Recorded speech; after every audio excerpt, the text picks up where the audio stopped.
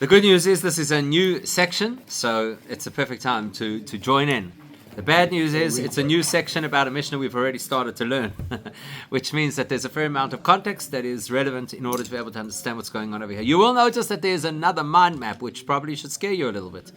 Because whenever there's a mind map coming, that means obviously there's a lot to get through, and that's why we have to create a flow and we have to create context. Now, the bad news is the mind map did not fit on one page. So that means from here, page 20, till page 25, it's only the first part of the conversation. And then there will be another section with another mind map. Now, the objective of this particular mind map, flow chart, whatever it is that you wish to call it, the objective is firstly to give us an overview of how this piece of the Gemorah is going to work, but then to use it afterwards as a means of summarizing what just happened.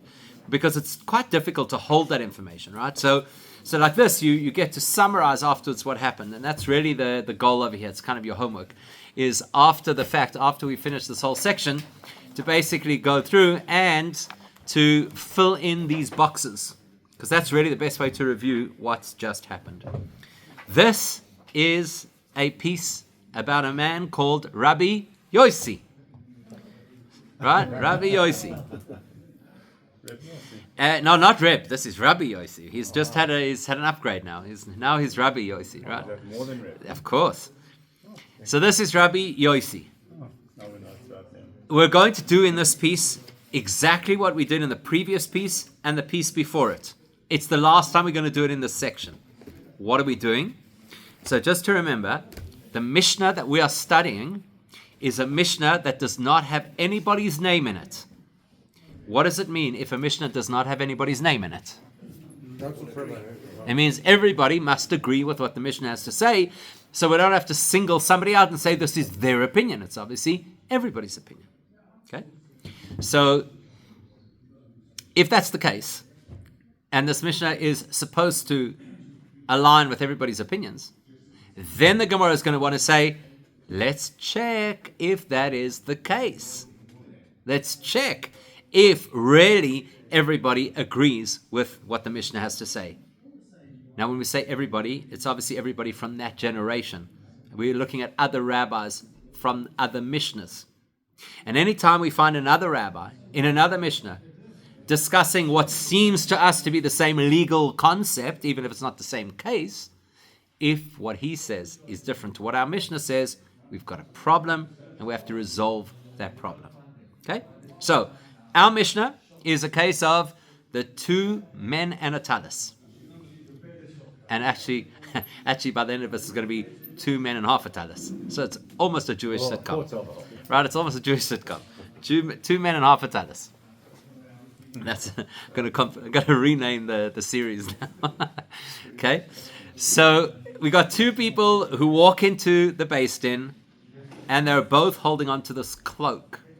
And each one is saying, it's mine. And there are no witnesses. And the Mishnah says, well, the way to resolve this is make each one of them first take an oath that what they believe is, in fact, what they believe. And then we'll sell the tallis and split the value between them. That's basically what our Mishnah says. So, in other words, we're going to now start looking around the whole of Shas, the whole of the Mishnah, to find any other scenarios where there is money that is being disputed and nobody can prove their claim, and see what the rabbis say in those other cases, and do they fit with our Mishnah or not. In this case, the rabbi in question is called Rabbi Yossi. What Rabbi Yossi is going to say is a very, very important, he's going to say a very important thing. He's going to say something very, very important, Rabbi Yossi. He's effectively going to say, can you let bad people get away with bad behavior?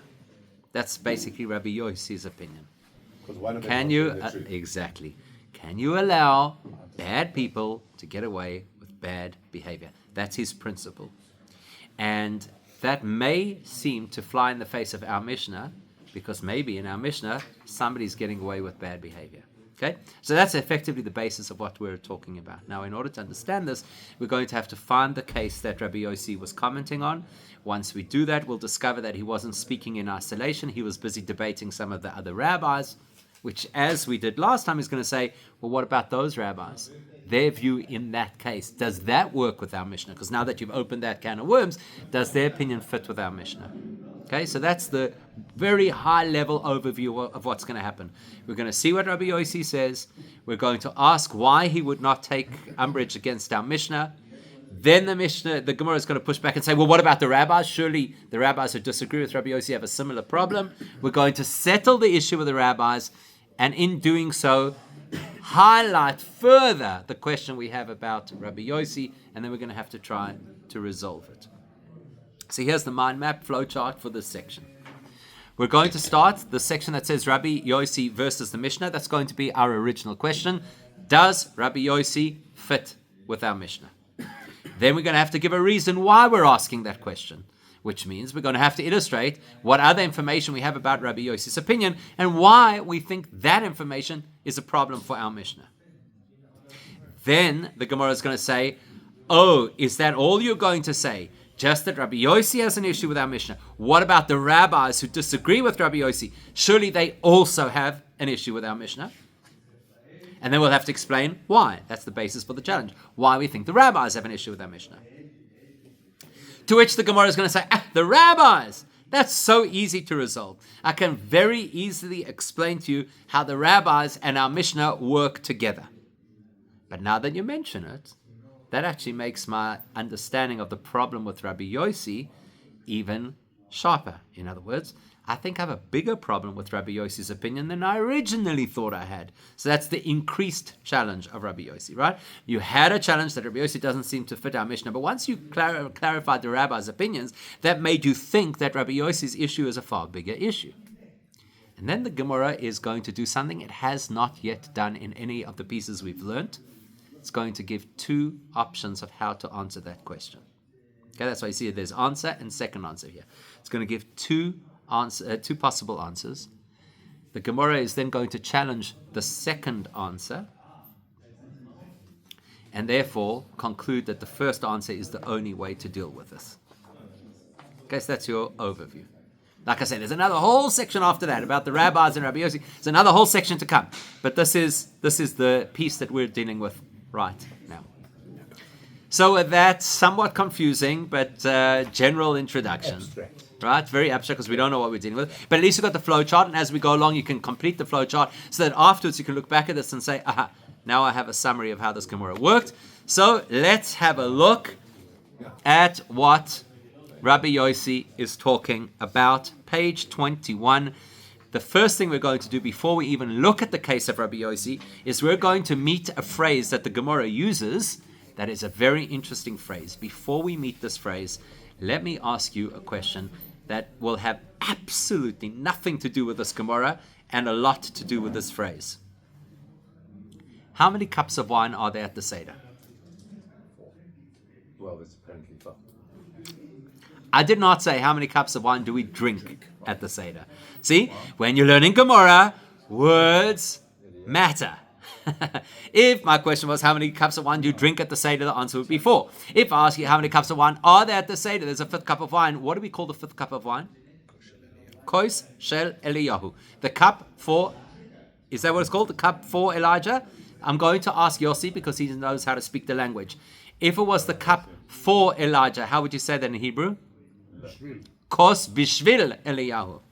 We don't say that. We say kos shel Eliyahu, which means the cup of Eliyahu. Right. Why is there a cup of Eliyahu? There are many reasons that are given, but believe it or not, there's an halachic basis for why we have this cup on the table. See, there's a debate whether or not you're supposed to drink a 5th cup of wine. It's a debate between the medieval scholars, the Rambam being one of the most vocal about it.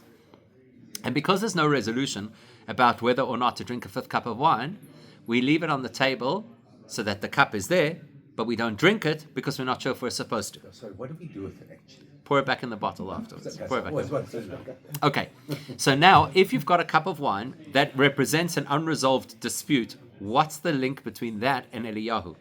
So I know there's all the other stuff about that. Eliyahu comes to every Seder, and Eliyahu is the herald of Moshiach, and that's fine. But I'm asking specifically, what is the connection between an halachically unresolved issue and Eliyahu? Because all the unresolved issues were left for Eliyahu to Exactly, because that is one of Eliyahu's primary jobs. Because he never passed away. Well, that's not the reason, but one of Eliyahu's primary jobs is that when Mashiach comes, he is responsible for resolving all the pending issues in Judaism. Sure, there's a lot. There's a lot, right? That's his job. And by the way, when I say pending issues, that's not only if there's a halachic dispute. It could even be if there is a legal dispute between two people. For reals. So what's this expression? Yehei munach ad sheyavoy Eliyahu. You're going to see this in quite a number of places in different Gemorahs. It addresses an asset that is in dispute and cannot be resolved. Yehei munach, lock it away. Ad sheyavoy Eliyahu, till Eliyahu comes and tells us who deserves it. I should start using that. It's a bit late now because you should have used it when your kids were at home fighting over things. Okay? Ad sheyavoy Eliyahu, till Eliyahu comes. Now, I'm just introducing you to this concept because it's going to play a role in the particular Mishnah that we're quoting from Rabbi Yossi. It's a bit of a cop-out. Let's see. I don't know if it's a cop-out. We'll see. Because can you see at the bottom? Sorry, not the bottom. On the next, where did I put it? I put it somewhere over here. On page 24, it is there. Why would we lock something away until Eliyahu comes? Okay, we're gonna see. We're gonna see if that's. Last object. Let's see if it's a cop-out. Let's see. It meant there's a bigger lost and found. There's a section massive lost every property airport section. in the Where, world, exactly. in Israel. Exactly. Okay, so let's learn the Mishnah. The Mishnah has 3 cases in it. Of course, this is a reference that we're quoting, so we're not going to get as deep into this Mishnah as the Mishnah and the Gemorah that we're actually studying. But still, this reference is really important. You ready for this? 3 scenarios. Let's try to see what they all have in common. Omar li Shnayim. You've got a full translation over there, by the way, at the bottom if you want. Omar li Shnayim, if one person said to 2 people. So let's make this personal. Let's say that Yankel walks into our shir and he says to Pinchas and to Lez, Gozalti le'echad mikem moneh. I stole $100 from one of you. Ve'eni yodea eiz mikem, but I'm not sure which one. So let's say, for example, that you were sitting in a lecture right next to each other and there was a bag in between the 2 of you, or both your bags were next to each other. It's even better. And he pickpocketed $100 out of the one bag, and I can't remember which bag it was. So he doesn't know who he owes the money to. Okay, don't read any further. Let me ask you. You're the judge. This case comes before you. How do you rule? He's stolen. He's stolen $100. He has to rule who stole. We don't know who the victim is. How do you rule in this case? What of the victim? The victims have no idea. They must count their money. They must count the money. Okay, that's one option. You're assuming that it happens soon after. Maybe he's doing tshuva 10 years later. Oh, yeah. Or you don't know much money. Okay. Well, okay, it's also possible the person doesn't know how much money they have. That would happen to me That for sure. sounds like an Eliyahu question. Right? The people are not claiming. No, they're not claiming anything. Good point. Good point. They're not claiming anything. There is no. There's no claim. Of course, there's a case. He's trying to make amends. Okay. Of course, there's a case. What do you do? What do you do? Give them each 50. Okay. So, with the thinking of our Mishnah, split it. Right? Look what it says. Another example. Oi. So I said there's 3 cases. Next case. Oi. Oi aviv shalechot mikem hifkid limone.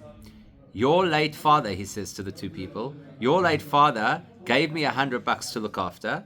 Now, a money in those days is 100 zuz. It's 100 pieces of silver. It's more than 100 rand. It's a substantial amount. The Eini Yodea Ezehu, and I don't remember which one of you it was. You don't know because the father's no longer with us. And I don't know which one of you I owe this money to. But I know it's one of you 2. What do you do? We say, you know what? You're here to make amends. You have no choice. You've got to pay each of the potential victims. Full amount. Why did you do that in the previous one? What do you mean the previous one? It's 2 cases with 1 law that applies to both cases. I'm saying it's two cases with one law that applies to both cases. Okay?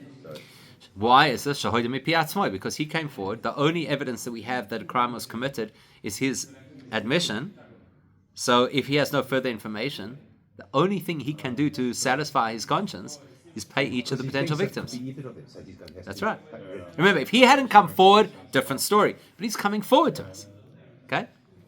Does make more sense. So is that how you do teshuva? That is correct, exactly. That's a form of teshuvah. So it's cost him double. Yeah, but again, if you want to have restitution, you have to effect restitution. And if it's possible you're giving it to the wrong guy, then it derails the whole point of what you so he's got to pay them both. We get it. We understand this. Okay. Those two cases were the easy cases. You're assuming a guy wouldn't notice he's lost 100 dinars from his bag. And remember that. Okay, so two things. First of all, it could be many years later in the first case. In the second case, the father's deceased. Nobody remembers anything. The first case back on the back. Sure, you'd remember a chunk of money would go away. Of course, but you don't know that the guy stole it just because you remember you lost money. Maybe both of them lost money under different circumstances and whatever. You know what I'm saying? There are various scenarios. But anyhow, that's not the one we're focused on. We focus on the next one. You ready for this? Yeah, here it comes. Shnayim shifkidu eitzel echad. Two people. The other way now. This is the other way around. Two people approached one person to say, please look after an amount of money for me. Ze moneh veze mosayim. The one person deposited 100 zuz. The other person deposited 200 zuz. Okay? The term of the custody was whatever. They obviously never Okay? made notes. Exactly. Nobody made notes. Exactly. Ze oimer sheli mosayim. Comes collection date, and the first guy walks in. He says, I want my 200. Ze oimer sheli mosayim. And the other guy says, I want my 200. Now what do? One of them's lying. It's unfair if you have to pay them back too. But one of them's lying, right? So, noisen lezemone v'lezemone. So the chachamim, these are the sages that Rabbi Yossi is going to debate. They say, we know for sure each person deposited 100, right? We know that. So give each person 100 back, because that for sure they deserve.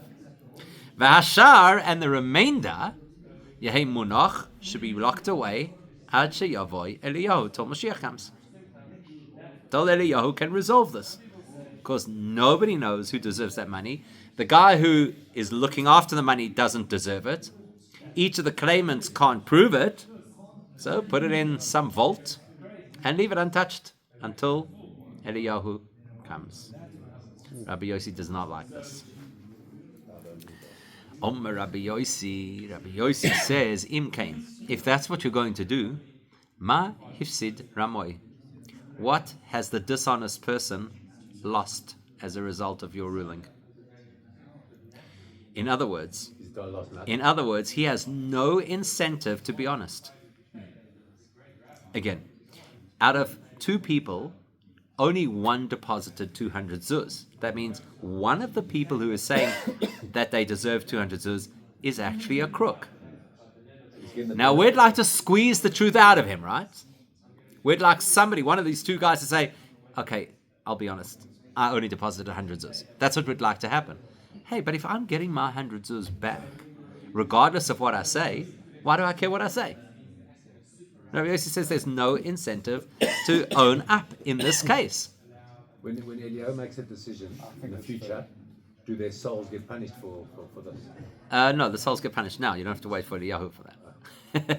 But then if the cook not the rules, he knows that he's not going to get the money. So what He's getting the money.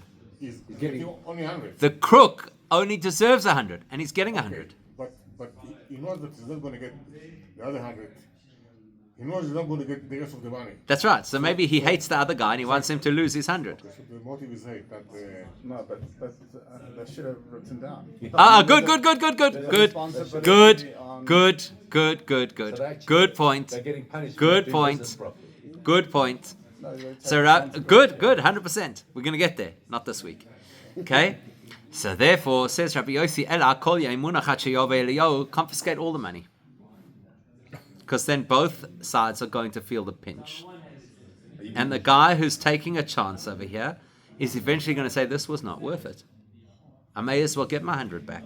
So let me come clean and say that I only deposited 100, and at least I'll get it back. And it's a little embarrassing that I claimed the 200, but at least I'm getting my 100 zuz back. It's a better chance of the swindler saying, hold on, I actually Exactly. think that's not what Exactly. So hence my question at the beginning, do crooks get away with it? In Rabbi Yossi's world, they should never get. The law should be designed in such a way that a potential crook will always suffer. Whereas the rabbis are saying, at least let the victim not lose. But then the victim is losing. It's All not the money's losing back. everything. But in Rabbi Yossi's case, he's losing everything. That's why the rabbis don't like that approach. The rabbis want the victim to at least come out with something. The guy who's being cheated at least come out with something. Okay. Why do you think this is a potential question on our Mishnah? Rabbi Yossi's view. Two people are claiming one thing. And? What's Rabbi Yossi's philosophy? Not your own. Not a deterrent. No, the swindler mustn't win. If someone is dishonest, let everybody suffer so he doesn't prosper. That's basically what he says, right? That's actually a bit of a harsh approach. Of course it's a harsh approach, but you can understand it. You can understand where it comes from. You can understand the value in having that approach. So now, in Rabbi Yossi's view, if there's two guys arguing over a tallis, let's take the tallis away from both of them. And that way, one of them is going to say, okay, I tried my luck. I didn't really deserve it. I'm not getting it anyway, so I may as well tell the truth. That's what you'd expect, right? But now that I'm actually lose on the Tallis, because now I'm really owned it. That is true. Whereas this guy they has both 200. found That is true. That is true. You can't lose something you don't yet own. And so there is already a distinction between the cases, but the philosophy, which says rather withhold so that a crook doesn't get what he's trying to get illegally, that philosophy should apply to the tallis. So you're right, the losses are not real losses, but the philosophy should still apply. Okay? Where does the oath fit in here? Into Rabbi Yossi's debate, he doesn't see the point of an oath in such cases. He says you can apply much greater pressure by turning the financial screws on somebody than by telling them you have to take an oath. Okay, so now, The swindler's already swindling, he's not worried about it. well, he might be, as we'll see. It depends. Swindlers also are a spectrum, so not every swindler is as diabolical as the next. Maybe there's room for a person to be a nice swindler. An honest one. And by the way, if you think that that's so funny, it does sound funny, right? But you know why it's not so funny? Because just think of the South African context and how many times you've heard about somebody who was a victim of an armed robbery who said, but at least they weren't aggressive. Yeah, they never. Right? So exactly what we do. We qualify criminals into categories of how acceptable their criminality is. Right? That's just what happens. Okay, so that is our background. That's the information we need to understand where Rabbi Yossi is coming from, to appreciate how we're going to launch a question of Rabbi Yossi's view versus our Mishnah's view. Now let's unpack it in all of its detail. So the first section we're going to read has the following vocabulary, which is really, really important to know. The first word we're looking at is the root, Pei Samach Daled. Anybody know what that root stands for? Pei Samach Daled. Rabbi. Sagdim. No, that's Pei Samach Kuf. Pei, that's not an abbreviation, it's a shoresh, the shoresh for the word. Pei Samach Daled. That's fine, you can Google it or Gemini it while you're GPT it, whatever you need to do. I've never seen that. Hefsed, thank you. There you go, and Yossi can do it at high speed. What's Hefsed? Loss. So this is the root for the word loss, particularly financial loss. Okay? Next word. What is a Ramai, and who is the first person in the Torah to ever be called one? What is a Ramai, and who is the first person in Torah to ever be called one? No. What's Ramai first? A crook. A swindler. A cheat. Who's the first person in the Torah to be called a Ramai? Jacob. Lavan. Lavan is called Lavan Ho-Arami, the Aramean, which is an anagram for Haramai, the swindler. Okay? Okay, so Ramai is a swindler. It's a term that does pop up from here and there in the Gemorah, but essentially to talk about somebody who is dishonest around financial issues as opposed to somebody who's an outright criminal. Okay, sorry, ChatGPT doesn't agree. It's hallucinating. No. That's hallucinating. Never mind. Okay, next. Okay, Charlie, you're going to answer the next one. Nun Vav Ches, Noach. I thought Noah was with the dot. That's the name. This is the verb. That's why I'm asking Charlie. You can go ask Neil quickly behind the mechitza there. Noach means to rest. To rest. Okay? Now, munach is the word that we're talking about over here. Let this money rest until Mashiach comes. In other words, let it be put somewhere statically until Mashiach comes. So you can see how you get from the word rest to the concept of being static, something that can't be used. Okay. I had a teacher when I was in what today they call grade 5. In those days they used to call it standard 3. I had a teacher who was a brilliant teacher, and he was the first Gemorah teacher we ever had. And he was a very animated teacher, very animated. And he used to say this word Elah. You see the word Elah? He used to translate the word Elah, reject what we said previously, and say it like this. Now, the direct translation of the word Elah is rather. But the mechanics of Elah as a Gemorah tool is to do exactly that. It says, you proposed a certain hypothesis, we thought that was the correct way to understand things, and now we're saying, Elah, it's not like that at all. It's something altogether different. Okay, that's the concept of Elah. Those are the words that we need in order to learn this piece. Okay, let's learn the actual Gemorah now. Leimo masnisin deloi ke Rabbi Yosi. Now those words we're familiar with because it's now the third time that we're using this expression. Leimo masnisin deloi ke, right? We said it first about Ben Nanas, then we said it about Sumchus. Now we're saying it about Rabbi Yosi. This expression means Leimo, let us suggest. Masnisin, our Mishnah, deloi does not follow the opinion ke Rabbi Yosi of Rabbi Yosi. Okay, in other words, let us assume that our Mishnah and Rabbi Yosi would not see eye to eye on this particular issue of how you deal with an asset that is in dispute without any evidence. Why not? Why would we think Rabbi Yosi does not fit our Mishnah?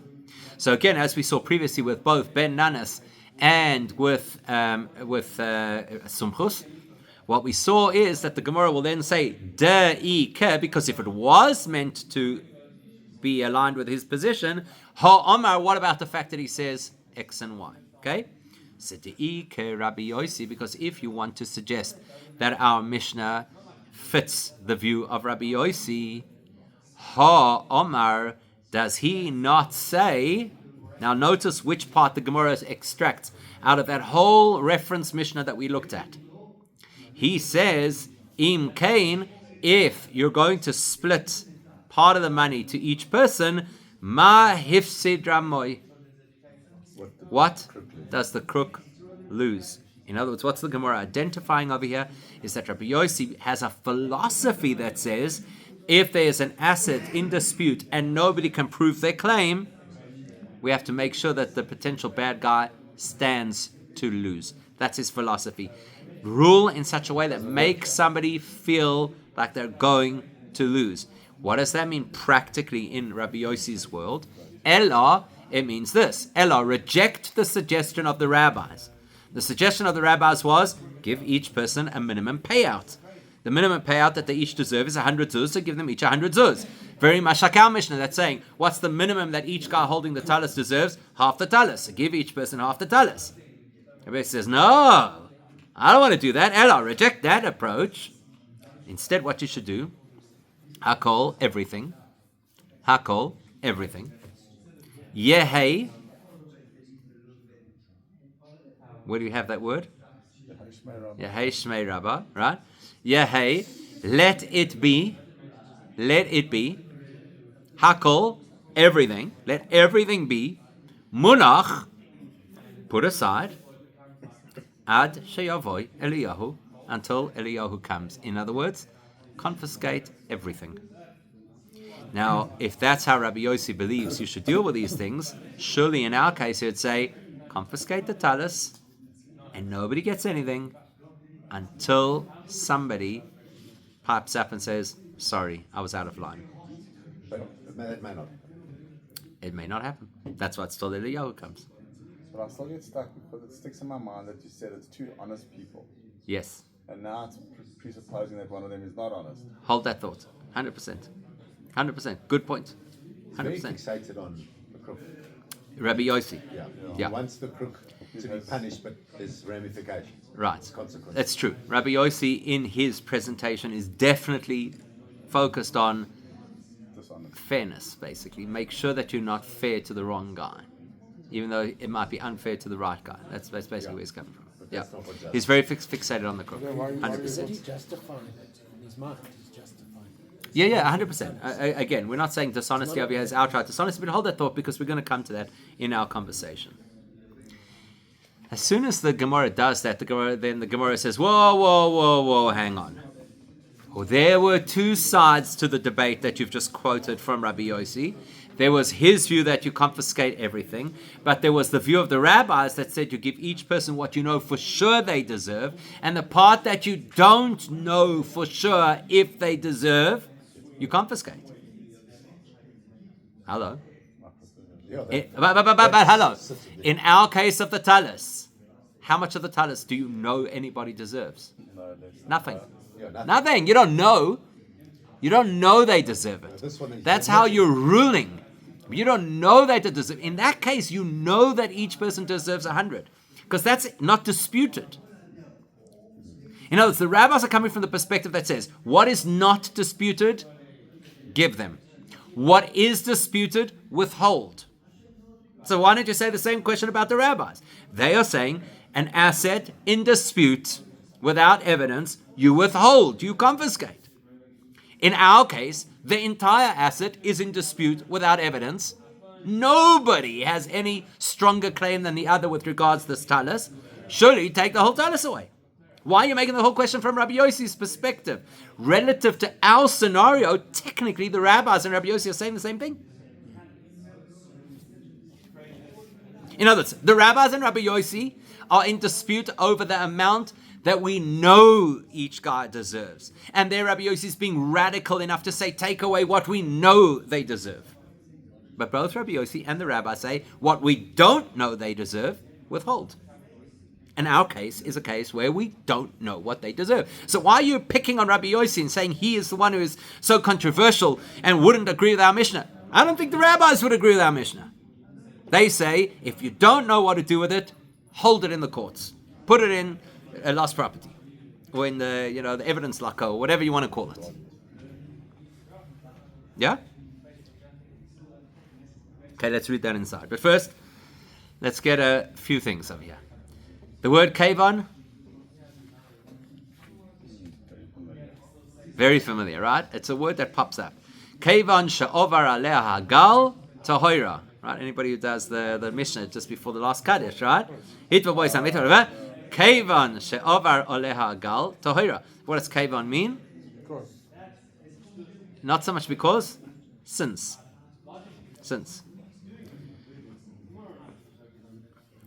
She'ar,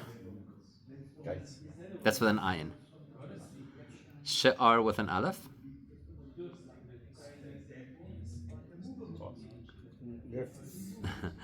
The leftover, the rest, the excess. That's what the she'ar is.